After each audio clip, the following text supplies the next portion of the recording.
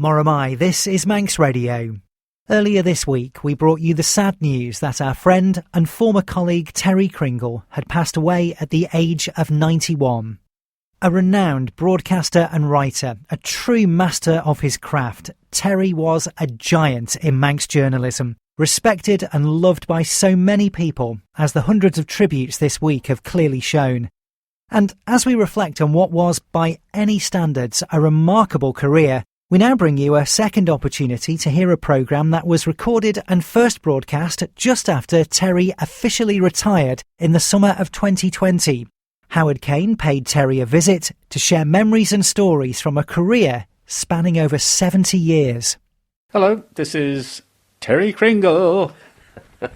And this is Howard Caine. Not quite too old farts yet, but it's a chance, I thought, to drop in on Terry. Now that, I don't know whether he's the history man or the Cringle file, or you might know him from the papers or freelance work, goodness knows what, has eventually hung up his notepad, as you might have seen in the papers of late.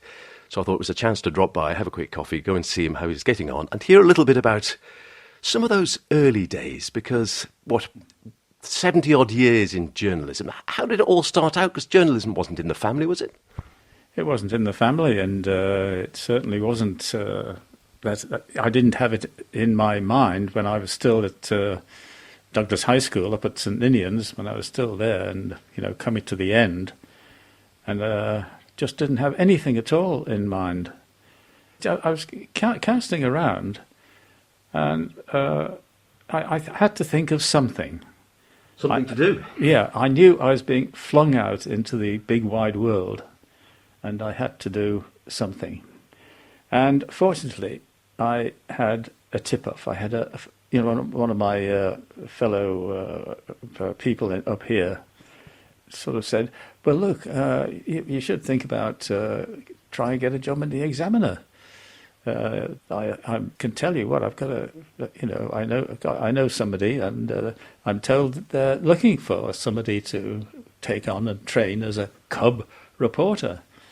So I said, oh well, I'll try that. So what'll I do? Just call down at the Examiner office in Hill Street, and I'll do that. Well, the only way I could go there was on foot. No, I went from school, from the high school, and it was, it's a good long walk from there down to Hill Street, and it was pouring with rain, and so when I got there, I was drenched from head to foot. However, I went in. They had the little Examiner shop part of the frontage, which people went in to put their adverts and pick up copies of the paper. And I said, I've come to apply for the job as a trade reporter. And the girl behind the counter said, well, I didn't know that was on. But anyway, come on in and come and see him. Come and see Mr. Stephen. I thought, right, okay. So I came in, and there he was sitting behind his desk. And I was there covering, spitting water all over the place. And so he said, you want to take a job? You want to become a reporter? I said, yes, please, if you don't mind, if you'd like to take me on. Well, he said, fine. That's, in fact, I'm not going to ask you any questions. The fact that you found we were looking for somebody is a good mark on your side. You were finding out something, and that's what we have to do. So you found out, you spent enough time in my office in front of my desk, shedding water all over the floor. So it's done. You're on. Just get out. Come back again, turn in for work on next Monday at 9 o'clock, and we'll have you on and take you around and show you how to do it all. If you need to be shown, I thought, well, I do. So, I turned up, and I was went on to the Examiner in Hill Street, and there they started to teach me by example, more or less. They just said, look, whatever any of the other reporters are doing, you go with them and see what they do and just use your head. In those days, there was no typewriters. Copy was written by hand. Oh, gosh. So that was it. We had little pads, And so we wrote whatever I was asked to do. But what the others did, they just wrote it, and it was handed down to the works, where they had this big Cossa press, which was a thunderous thing. Once they pressed the button on that to put the Examiner to press and get it out on the streets, there was a tremendous noise. And I loved it. Other people did. And of course, your copy went down to one of the boys who was looked at it and pressed the button and put it up in lead. These were the days of hot lead. Hot lead. Nobody had invented what are those damn things that replace typewriters? Oh, word processors. Computers, yes, the dreaded computers, which I never liked, still don't. So that's how it went on, and I found I was okay. I mean, at school, I'd been good at English, really very good, exceptionally good actually. So I had no trouble as far as that was concerned. What I wrote made sense. And so that's how it went on and on and on. And on. And then, of course, national service intervened.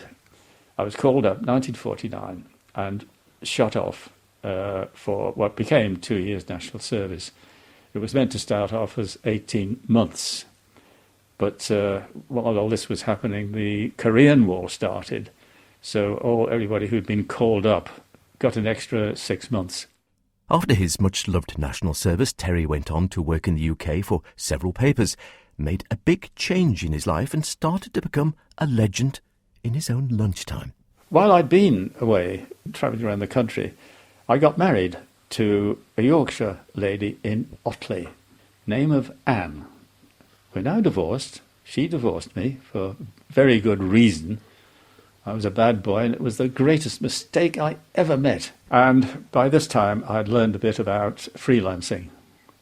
And so what I did was I would send stuff to I was well known in Manchester, which was the last place I was working. And when I went away, the boys said, "Look, come on, we don't get a very good news service from the fellas over there. You know the score. Do it." So every lunchtime, it was dinner time, of course, the other reporters would go off home for dinner. This is why I don't eat lunch anymore. I was able to nip out with that news of today, go round the corner to the phone box and send it to all the customers. And I made a lot of money. And, and as far as I was concerned, that was good, because I like money and I know how to spend it, believe me. You're not alone there. And then, of course, a rival to the news monopoly which the papers had always enjoyed on the island arrived in the shape of Manx Radio. What the Examiner had done was they decided, if we're going to supply them with the news, it won't be on Manx Radio. We'll have it on in the Examiner long before it gets to Manx Radio. And of course, they forgot that these were two different aspects of the media. The people would be happy to listen to it on Manx Radio a little bit, get the full story from the Examiner. Anyway, the Examiner made a mess of that. And so Manx Radio came along and said, "Right, will you do a news service for us?" So I did it. I set up the Manx Radio's first news service. Yes. And so the directors of Manx Radio took me on. And, of course, eventually the government took over, and they took over me as well. And that was it. I stuck with Manx Radio. So how did it work in the early days? Was it just you, or with anyone else, any other reporters? Eventually, a friend of mine, good friend of mine, called Alan Bell, A.K. Bell, now in retirement, he used to supply me with news, because he was still working. I think he's working at the Times, I think. So he was sending me stuff which to be paid for. Anyway, now I was full-time freelance. And working, doing the news service for Manx Radio then, of course. The condition was that I gave Manx Radio, they didn't get a big run, an extra. It had to be even Steven for the people I send it to, the people I gave to Manx Radio, which worked fair enough. And because I'd got experience of when I was in Manchester, I got some experience there working with the BBC.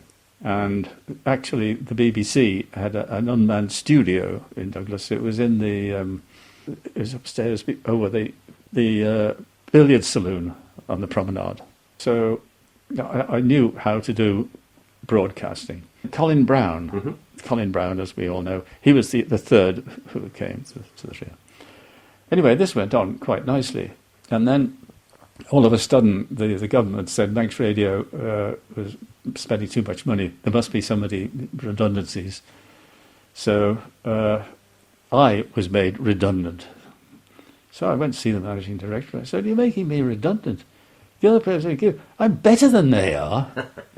He said, "Well, you are better than they are, but you're getting more money than they are, so that's what we've got to save." And I said, "Oh, all right." He was a great bloke, that managing director. But you can't keep a good man down. Terry became well known on the morning news shift, but what about the famous, nay, infamous Cringle file? I was up early. I had to be up at 5. And I think the early news may have been around about 7 o'clock. And this was where the man who was running things up there, as far as the program was concerned, was good old George Ferguson. And George said, "Look, Terry, I like the thing you do. Why don't you, when you're doing the news, also slip in a program called The Cringle File?" And that's a good idea. I said, "That's a fine idea." I said, "Yeah, but what'll I put in it?" He says, "Look, I decide you're going to do it. You decide what you're going to put in it." So the humour is my great failure, my great weakness, or my great charm, whatever it is, I don't know. And I found that there wasn't much I could do. So I began picking up on jokes and mistakes that were being made anywhere at all. And so quickly the public caught on. So all sorts of stuff was coming my way. So the Cringle file was a huge success, and it caught the early morning traffic, So was that how your sort of link with humour started, really, doing the Cringle file, you think? Oh, yeah. And that convinced me that the way I want to work was to use as much humour as possible. Now, roundabout, it so happened that the Isle of Man had its first drugs bust. And it was a local lad from university who was home for the break. And he smoked cannabis. And he was up on Douglas Head smoking cannabis. And he was found out, and he was arrested and taken to court. What eventually happened to him, I don't know. The story was obviously on the Manx Radio News. That was the moaning, and then the Manning line was on. Oh yes, the old moaning. Yeah, and on to the Manning line after this drugs case came on, and a good Manx lady, and she said, "What's all this about you and this fella up on Douglas Head with a can of piss?" But from then on, as far as I was concerned, if I could make it funny, or something funny was going on, for me, it was a deal, and that's what I wanted, and that's what I was happy doing forever after. Forever. And what about meeting, because obviously being a journalist and being well known in your time, I would say easily the best known journalist on the Isle of Man for years and years and years. A media celebrity. A media celebrity? Yes. Which really pissed people off. But you did meet, for example, someone like Sean Connery. I did, yeah. That was when the casino was mooted, which was a brilliant idea, I thought, because they didn't have casinos except private ones across the water. And so the casino was opened, and it was a mayor of Douglas who, I've forgotten his name, it was his bright idea. Anyway, So Sean Connery came over and he did the opening thing, and his clever trick was the ceremony part was him throwing the ball into the roulette wheel. So he threw it in and it bounced back out again. And I thought, well, he's not much good at this. I hope he's good at being a 007 if he can't do a roulette wheel. And he laughed as well. He's the same age as me, Sean Connery, and nearly as good looking. Sylvia Crystal, that's someone else you met? Well, yes, and she came over. She was making a film, but it was a strange film. And she was staying at the Palace Hotel, and I was sent up, to go interview her. So I went up, knocked on the door, came in, and she said, "Oh yes, I don't mind at all." And the producer was there, the film, and he said, "No, that's all right. I'll stay by though, just to keep things clean." Or I don't know what he meant, but so she was in bed, and I knew she had no clothes on. So I sat on the bed next to her. John and Yoko. I sat on the bed next to her. I knew she had no clothes on, but I got through and she got the interview, and she was really, really good fun. I never looked back on that. Made a clean breast of it. Well done. We were mentioning the Manx Radio and the Cringle file, the papers, of course. Border Television. You used to supply for Border Television. Well, yes, they were at that time. First of all, it was Granada who had that they dealt with. They included the Isle of Man in their broadcast area. So I was the regular coverer of the Isle of Man for Carlisle, and there was a freelance photographer working there, Steve. And he went off ages ago to Canada, and so I did a lot. I was on air almost every day with. Did lots and lots of stories, and I learned how to do it, how to talk to the camera, and I got to like it. Oh, I loved it every time, and well, that was it. And so that made me, even more famous. So, but of course, in those days, the film would have to be flown across over. It had to be flown Carlisle. over. So that's why, as the cameraman, as I say, he happened to be a pilot, a private pilot's license. So he could shoot off straight away with it, and they'd have it on air that night. So that made me very, very famous. Indeed. Even in Carlisle. And what about do you remember or any of the big stories over the years stick in your mind? I suppose the most famous by far for people who've lived on the Isle of Man for a length of time would be the Summerland tragedy. Would that still stick in your mind as the biggest story? Or I'll never forget that night, particularly. I was working hard trying to cover it, and the time went on. The bodies started coming out, and it was getting the ambulances were coming to take the bodies off to a morgue. And I just saw them, all those bodies, lined up regimentally, covered up in ranks. That was the vision of that has never ever left me, and I never will forget that. That was my worst experience, and yet there was a strange side to it. The nearby pub, there were a whole lot of old age pensioners in there singing their heads off, not realising that right next door, it wasn't their fault. Yeah. They'd have been shocked if they knew that. And they were singing away and having a good time. And of course you had to carry on, you had to cover the story. Oh, yeah. Yes, I did. So, no. Summerland lasted with me a long, long time. A first-class serious journalist, a humorist, a self-proclaimed media celebrity, a playboy in some eyes, and, of course, lifelong sporter of a swarthy tan, and not from a bottle. You have a reputation always of being a sun lover, and that I can always remember, even when I started out at Manx Radio, still then, if it was a lovely hot day, in between bits of copy, there you'd be outside, stripped to the waist. That's right. Yeah, down on the lower level. where the commercial department was. A nice sheltered place, and I could sit out. And I always had a good tan. And Still do. Well, yeah, I get plenty of chance here to sit out, and it'll be there today as well. They will. They're heading that way. Yeah.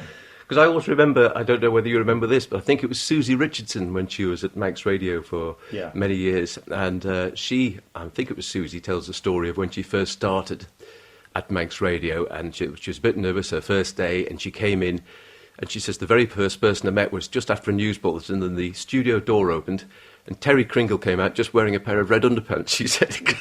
That's right.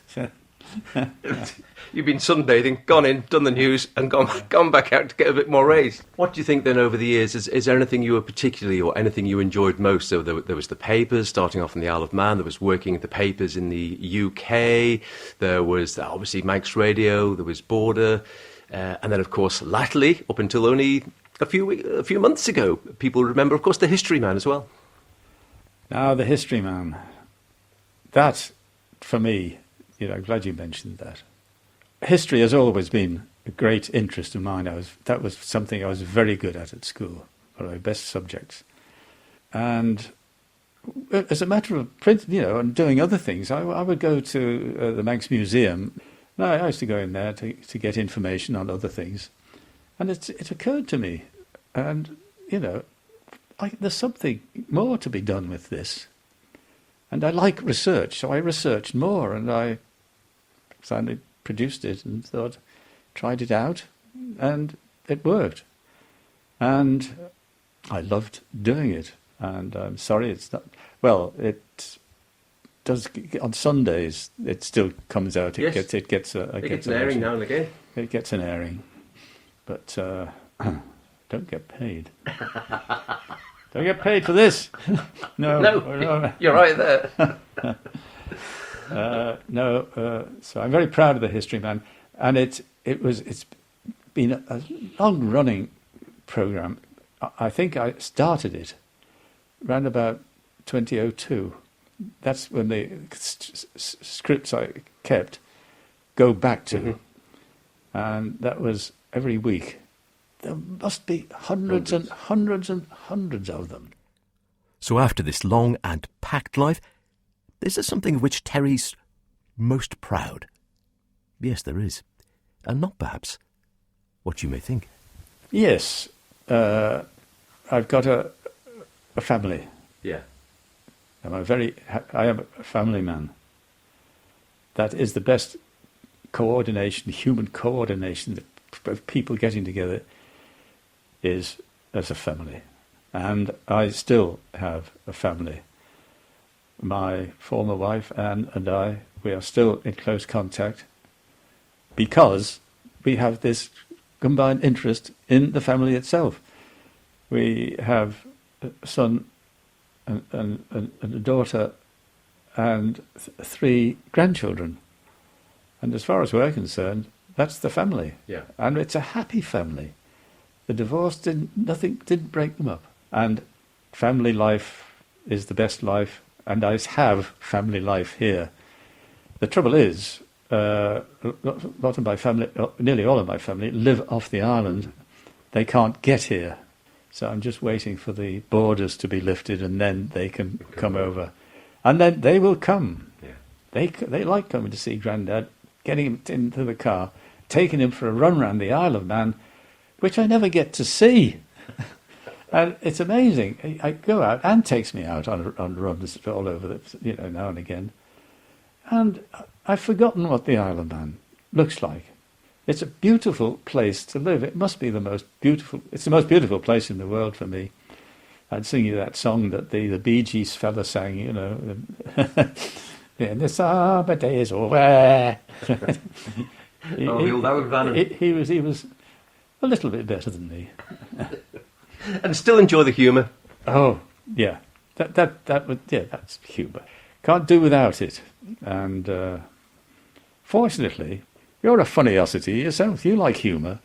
I do my best. Yeah, you do. And, for me, I like listening to you.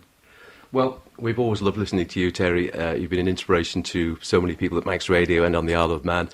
A media star throughout, media star, playboy, journalist, goodness knows what, and still enjoying life. Thanks very much for taking some time to talk to us today. It's been a pleasure. The memories of our friend and former colleague Terry Cringle, who passed away last Saturday, the 12th of February, at the age of 91. Terry was sharing those memories there with Howard Caine in a programme first broadcast in August 2020, just after Terry officially retired after over 70 years in the business. The programme is also now available as a podcast at manxradio.com.